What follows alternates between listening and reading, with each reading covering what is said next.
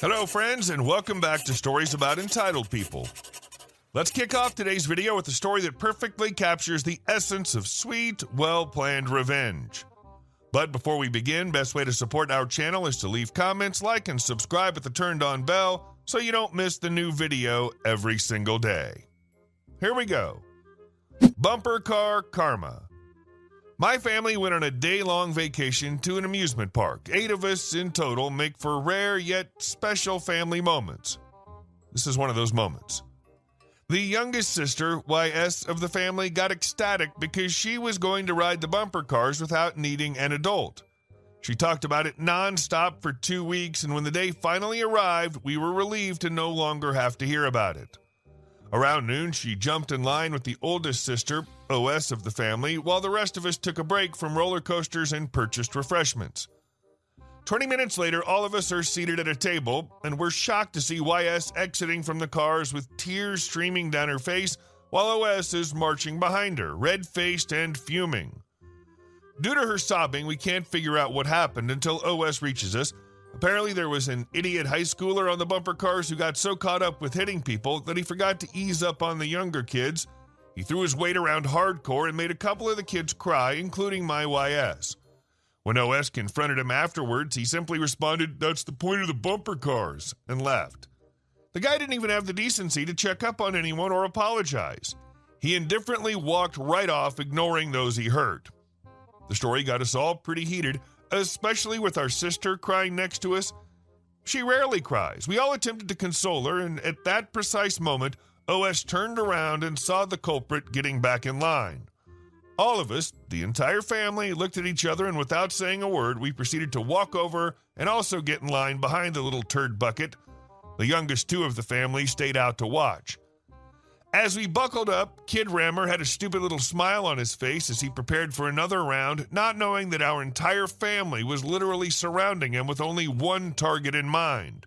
What occurred afterwards was a combination of teamwork and a perfectly executed plan. We alternated between trapping him and hitting him. The first to hit would attempt to keep him stuck, while the others drove around to gain speed and plaster him to kingdom come. Fun fact, when throwing body weight at the point of contact, the hit becomes much more effective, which is what we did. My favorite image that I replay in my head is the kid stuck from front backside so he can't steer or move, and my dad drives in a bone-crushing hit from one side, followed by a deafening smash by brother on the other side. The dude's body dramatically shifted from one side to the other. The assault continued for a good 5 minutes. Right before the ending bell, 2 of my sisters got in the best hit I've ever seen. They delivered a bone-jarring jolt while he was trapped in the corner. The whiplash he experienced almost made me feel bad for him. Almost. As we walked out, the dude no longer had a stupid smile on his face, but we sure did. His face grimaced as he rubbed his neck with his hands. He saw all of us at the exit, and I think he put 2 and 2 together when he saw YS with us and all of us laughing about the hits we got in. OS walked up to him and said, "You hurtin'? I guess that's the point of bumper cars, isn't it? Next time, pick on people your own size," and walked away. He stood there dumbfounded as we all went back to lunch. Nice. That teenager deserved that for bumping your younger sister and other kids while not caring how young they were and saying that was the point of bumper cars. I hope he thinks twice after that. And our second story. Lady complains I drive too fast, then too slow. Now she's just mad. I live in a very quiet suburban neighborhood with lots of active neighbors. Joggers, bikers, dog walkers, baby strollers, kids playing ball in the streets, etc. The speed limit is 25 miles per hour, but when I see lots of foot traffic on the sidewalks, I bring it down to 15 miles per hour or even 10 miles per hour if I see a big group of kids playing in the street. There's this sweet group of kids who play basketball in the middle of the street 8 doors down from my home. When they see cars approaching, they move to the curb and wait for the cars to pass before resuming their game. One day I was driving home from work and I saw the kids out playing and their mother was on the front lawn talking with another adult. I slowed down to 10 miles per hour and went to the complete opposite side of the street as I crept by. A little while later, she knocked on my door and complained about how fast I was driving and that I could have harmed her precious children. I said the speed limit's 25 and I was going 10. How much slower do you want me to go? She said, I don't care. Just slow down or else I'm going to call the police. I have a doorbell camera so I can see you every time you drive by. Okay, crazy lady, whatever you say. The next day, the kids were outside playing in the street again, and I slowly approached, came to a full stop, and then took my foot off the brakes and let the car crawl at 1 mile per hour. The kids stared at me all confused as it took me an entire minute to pass through their makeshift basketball court. I continued to do this a few more times until one day the mother came and knocked on my car window as I was crawling by. I lowered my window and asked if there was a problem. She said, why are you going so slow? Are you stalking my children? I said, no, of course not. You demanded that I slow down, so I am. And I rolled up my window and went on my way. She comes banging on my door again and says, don't get smart with me. Now you're going too slow. I said, are you saying that going 10 miles per hour is okay now? Because if you don't like it, you can call the police. She huffed and crossed her arms and stomped off my porch. Let's get real. Her kids were literally playing in the street, not in a driveway, not on a basketball court, the actual road. And yet, instead of teaching them to stay extra cautious, she fixates on you, the driver, who was already going significantly under the speed limit, as if you're out there doing donuts and drag racing past their game. And our next story. When customers think their logic beats the register. I work for a large retail chain. Every year we have a promotion called Multi-Buy Madness, where we have a bunch of discounts if you buy in bulk. For example, this year we have buy 2 premium personal care products and receive 1 free. So it's a typical 3 for 2 promotion. All in-store signage, TV ads, radio ads, and other promotional material clearly states that the cheapest item of the 3 will be free. All discounts are automatically applied by the computer and cannot be changed by employees. As you might expect, it's a very busy day because of all these discounts. I'm working checkout all day and the line isn't getting any shorter. Nearing closing time, a lady shows up to pay for her items. She has a bunch of things and the total comes out to over 150 euros. Nothing out of the ordinary happens yet. After helping a few more customers, I noticed that she's still hanging around near the exit, obstructing the flow of people entering and leaving the store, slowly inspecting her receipt and saying, I really don't agree with this, multiple times. This is where the fun starts. She walks straight up to my register, completely ignoring the line of people and customer I'm helping at the moment, and begins talking, read yelling, at me about how I made a mistake and she deserves a refund. I politely tell her that she'll have to go to the back of the line and await her turn just like everyone else. After a few scoffs and sighs, she finally does as I tell her. After helping a few other customers, it's her turn. Lady, hi, I just bought these items from you, but you didn't give me the correct discount. Me, I'm sorry to hear that. The computer must have made a mistake. Let's have a look at your receipt. I scan a receipt to see all the details on my screen. I can see that a bunch of discounts were applied due to multi-buy madness. Furthermore, it doesn't look like there were any other possible combinations of items that would give her another discount. Me, it looks like all possible discounts were applied. Which one did you say was missing? Lady, you have a promotion for 2+1 on all personal care products.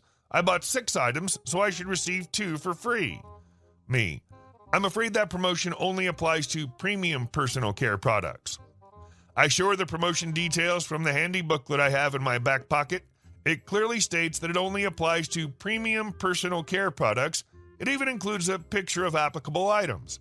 The premium personal care items include things like some fancy shower gel, hand cream, and shampoo. All items are consumables. Lady, no, look, this mirror has a nice pattern on the backside that looks pretty premium to me. Me, I agree that it's a nice mirror, but I'm afraid that this promotion doesn't apply to it. Lady, well, I understand it like that, so you are legally obliged to give me the discount. Me, I would give you the discount if I could, but I'm afraid I can't. I totally can. Lady, okay, but even without the mirror, it still doesn't add up. Here comes the complaint they all make. Lady, I only got €1 discount, but these shampoo bottles are all €5. Me, yes, because you also included the facial mask, which costs €1. The cheapest item will be free, like it says on the poster. Lady, Then I'd like to return these 5 premium personal care items and buy the first 2 cheap ones and then buy the 3 expensive ones to get the higher discount. Me. I don't think that would be polite towards the people waiting behind you, and I'd also be breaking the rules. Lady, but you are legally obliged to give me this discount because that's how I interpreted it. Me. No, I'm not. Lady, I'd like to speak to whoever's in charge. Finally. Me. How can I help? Lady. Me. Here's what I can do. I can refund the 5 items, and then you can go to the back of the line and await your turn to buy the 2 cheaper items. After that, you can return to the back of the line again and buy the 3 expensive items to get the higher discount. Lady. Okay. Me. We're closing in a few minutes, though. You'll need to exit the store when you complete your purchase after 5 p.m. She stormed off, promising she'd complain to corporate and call me out on Twitter and Facebook. I never heard a thing about it. Lady, this isn't a build-your-own discount buffet. It's literally programmed into the system. And this mirror looks premium to me reasoning? I have to admire the audacity, if nothing else. And our last story. How my neighbor's driveway theft ended in disaster. I used to work as a delivery driver, spending most of my days on the road in my semi. I was usually out before dawn and didn't come back until late at night, sometimes not even that same day. Because of that, I didn't always see what was happening in my own neighborhood. But one day, when I actually had a few hours at home, I noticed something very, very wrong. The neighbors next door were doing renovations, some kind of expansion project. At first, I didn't really care. They'd been talking about updating their place for a while, and as long as it didn't mess with me, they could do whatever they wanted. But when I stepped outside that afternoon, I saw something that made my blood boil. The construction crew had ripped up half my driveway. At first, I thought maybe I was just seeing things, but no, they had literally started tearing into my property. They had already pulled out part of the brick, and it looked like they were planning to extend their front yard right into my driveway. I immediately walked over and told the neighbor where the property line was. He acted completely innocent and assured me they wouldn't cross onto my property. He even smiled and said, "Don't worry, we're keeping everything within our lines." I actually believed him. That was my mistake. 2 hours later, half my driveway was missing, and they'd already poured new concrete. The construction workers were nowhere in sight, and of course, the neighbor had disappeared too. I was beyond pissed. I wasn't going to let him get away with it. But instead of throwing a fit, I decided to handle things my own way. I waited until the middle of the night and gathered up about 30 shopping carts from my company's storage lot. Since I worked in delivery, I had access to plenty of them. These weren't just any carts either. Some were missing wheels, some were bent, and some were completely broken. Then, under the cover of darkness, I planted those carts in the wet concrete. I went all out. I stuck them in at weird angles, lined some up like they were marching into battle, and even posed a couple like they had sunk into the concrete. By the time I was done, it looked like a shopping cart apocalypse. Then I went back inside and slept like a baby. The next morning, chaos erupted. The construction crew showed up first, and I could hear them swearing from my window. The neighbor came running outside, screaming at the workers, demanding to know who in the hell had ruined his perfect concrete. The concrete had hardened overnight. Those carts weren't going anywhere. It took them 4 full days of jackhammering to get rid of all the concrete and shopping carts, 4 days of wasted labor, lost materials, and extra costs. And this time, they didn't touch my property. After they cleared away the mess, I went back over and told my neighbor in no uncertain terms that he needed to fix my driveway or I'd be suing him for every penny. 2 days later, my driveway was completely restored. Actually, it was even better than before. Smooth, level, and freshly paved. Your neighbor thought he could just take your driveway like no one would notice? The audacity. And then, after you directly told him where the property line was?